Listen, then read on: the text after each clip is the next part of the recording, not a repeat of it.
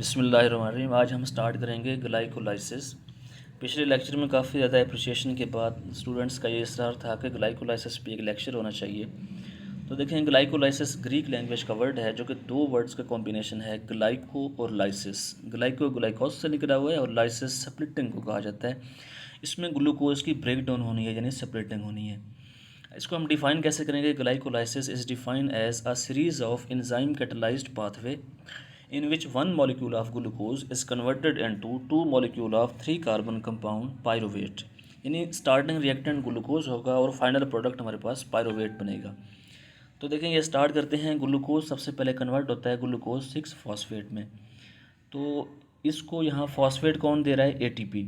ATP adenosine triphosphate convert होती है adenosine diphosphate में। अपना एक फॉस्फेट ग्लूकोज को ऐड करवा देती है पोजीशन नंबर 6 पे। ये देखें, पोजीशन नंबर 6 पे फॉस्फेट ऐड हुआ है। नेक्स्ट, इसमें एंजाइम कौन सा इन्वॉल्व होगा? इसको अभी से याद रख लें कि काइनेज एंजाइम। जहाँ भी एटीपी कंज्यूम हो या एटीपी फॉर्मेशन हो, वहाँ पे एंजाइम होगा काइनेज। हेक्सो किसको शो कर रहा है? चूँकि ये हेक्सा कहते हैं 6 को। ये 6 कार्बन मॉलिक्यूल है ग्लूकोज। नेक्स्ट देखें, ग्लूकोज 6 फॉस्फेट कन्वर्ट होगा फ्रक्टोज 6 फॉस्फेट में।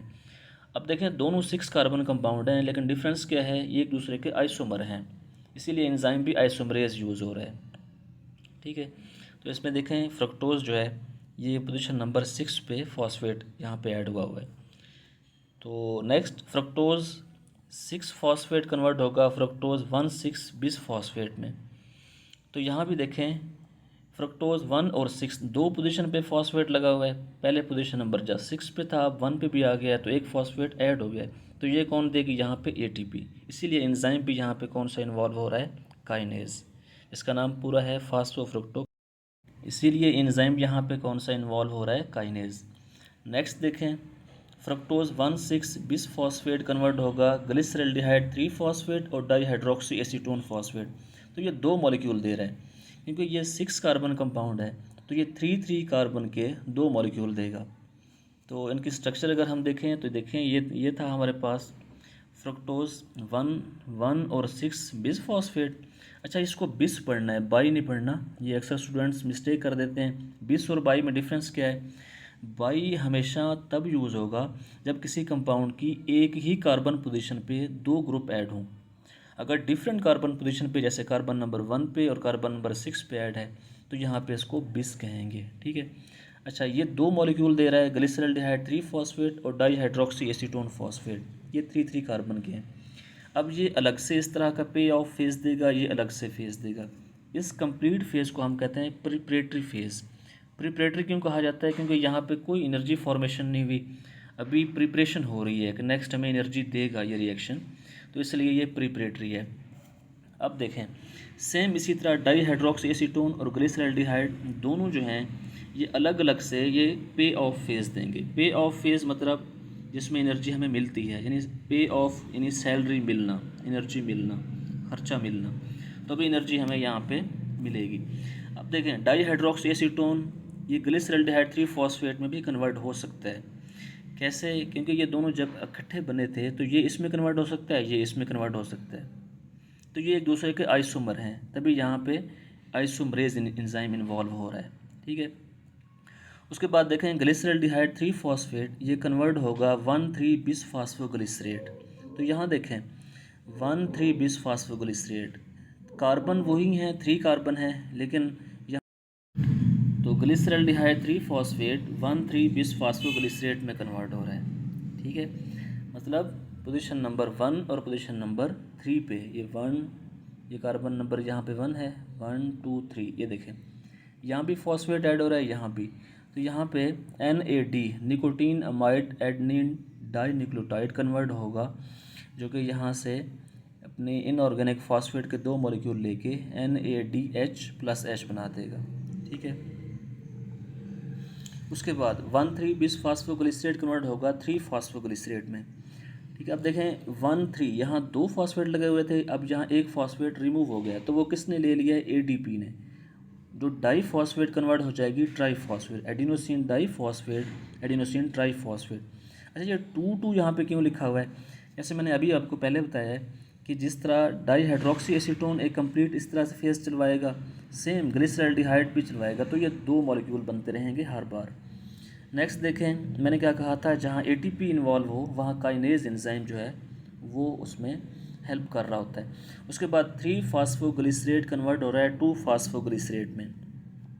तो यहाँ भी देखें 3 फास्फोग्लिसरेट और 2 फास्फोग्लिसरेट, डिफरेंस क्या है, सिर्फ फॉस्फेट की पोजीशन चेंज हुई है, इसीलिए यहाँ पे एंजाइम कौन सा इन्वॉल्व हो रहा है, म्यूटेज, यानी उसकी पोजीशन चेंज कर रहा है, जस्ट म्यूटेज कर रहा है। उसके बाद 2 फास्फोग्लिसरेट कन्वर्ट होगा फास्फोइनोल पायरुवेट, जिसको हम पेप भी कहते हैं, फास्फोइनोल पायरुवेट। अच्छा, ये यहाँ पे देखें वाटर का मॉलिक्यूल रिलीज़ होगा, वाटर का मॉलिक्यूल क्या हो रहा है, यहाँ पे रिलीज़ हो रहा है। तो अगर इसकी स्ट्रक्चर को देखें, यहाँ से OH का ये H रिलीज़ हो रहा है और यहाँ से ये, तो इस तरह वाटर का मॉलिक्यूल रिलीज़ हो जाएगा, फॉस्फेट जो कि यहाँ था यहाँ ऐड हो जाएगा। ठीक है, then after the removal of water molecule phosphoenolpyruvate convert होता है पायरुवेट में। तो देखें फास्फो यहाँ पे दोबारा से रिमूव हो रहा है क्योंकि पायरुवेट में फॉस्फेट नहीं है, तो ADP से ATP बन रहा है, वो जो फॉस्फेट है वो ATP ले लेगी। ठीक है, इससे अब क्या बन रहा है फाइनल हमारे पास, पायरुवेट। तो इसमें हमें पायरुवेट लास्ट में हासिल हो गया है। तो इसमें काइनेज एंजाइम ने हेल्प की, क्योंकि ATP फॉर्मेशन हो रही है, मैंने पहले बताया था जहाँ भी ATP फॉर्मेशन हो या यूटिलाइजेशन हो वहाँ काइनेज एंजाइम हेल्प करता है। तो अब इस कंप्लीट रिएक्शन में हमने ये देखा कि 10 स्टेप रिएक्शन है ग्लाइकोलाइसिस, और 2 फेज़ हैं, प्रिपरेटरी फेज़ और पे ऑफ फेज़। ठीक है, पहले प्रिपरेटरी फेज़ में कोई एनर्जी फॉर्मेशन नहीं होती, जस्ट 2 मॉलिक्यूल ATP यूटिलाइज हुए हैं, और पे ऑफ फेज़ में 4 मॉलिक्यूल ATP फॉर्मेशन हुई है। तो 4 में से 2 ATP अगर हम माइनस कर देंगे तो डायरेक्टली हमारे पास कितने ATP रह जाएंगे, 2, और 2 NADH बने, 1 NADH देता है 3 ATP, तो 2 NADH देंगे 6 ATP। तो इस तरह हमारे पास फाइनल 8 ATP ग्लाइकोलाइसिस से हासिल होती हैं। और अगर किलो कैलोरीज में इसको देखें, 1 ATP 7.3 किलो कैलोरी पर मोल एनर्जी देता है, 8 ATP होंगे तो वो 58.4 किलो कैलोरी पर मोल एनर्जी देंगे। इसके अलावा मोस्ट इंपॉर्टेंट बात ग्लाइकोलाइसिस में याद रखने की ये है कि साइट ऑफ अगर, यानी ये होता कहाँ पे है, ये है साइटोप्लाज्म में होता है, साइटोसोल में। अब क्या ये प्रोकैरियोट्स में भी यूकैरियोट्स में सेम होगा? हाँ जी, सेम होगा, चाहे एरोबिक हो रहा हो चाहे एनएरोबिक, जितने भी लिविंग ऑर्गेनिज्म हैं तमाम में सेम होगा। और जितने प्रोकैरियोट्स बैक्टीरिया वगैरह हैं, चूँकि उसमें मेम्ब्रेन बाउंड ऑर्गेनेलीज नहीं होती, तो ग्लाइकोलाइसिस किसी ऑर्गेनेली में नहीं हो रहा, जस्ट साइटोप्लाज्म में हो रहा है, तो वो तो एनर्जी हासिल ही इसी से करेंगे, यानी ग्लूकोज की ब्रेकडाउन इसी से ही हासिल करेंगे, एनर्जी इसी से ही हासिल करेंगे। अब है कि इसकी ट्रिक कि ग्लाइकोलाइसिस को हम रिमेंबर कैसे कर सकते हैं। ये अगर याद नहीं होते स्टेप्स, तो इनको याद करने का इजी वे मैंने एक बनाया हुआ है, एक सेंटेंस है जिसका फर्स्ट तो हमको मैंने हाईलाइट किया हुआ है, जो कि स्टेप्स को शो कर रहा है।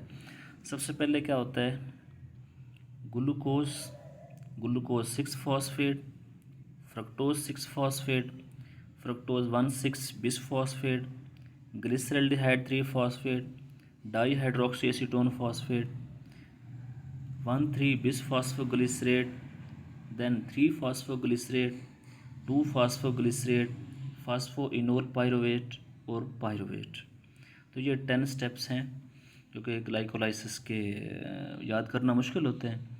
उम्मीद है कि आप इस सेंटेंस से, जो कि general Ghulam Farid form good battalion of 32 people of पाक आर्मी, इससे आप उसको ईज़िली जो है वो याद कर सकते हैं। ये एक निमोनिक बना हुआ है। उम्मीद है कि आपको ये लेक्चर समझ आया होगा। अगर आपको कहीं भी कोई क्वेश्चन है तो आप कमेंट सेक्शन में वो पूछ सकते हैं। ठीक है, अल्लाह हाफिज़।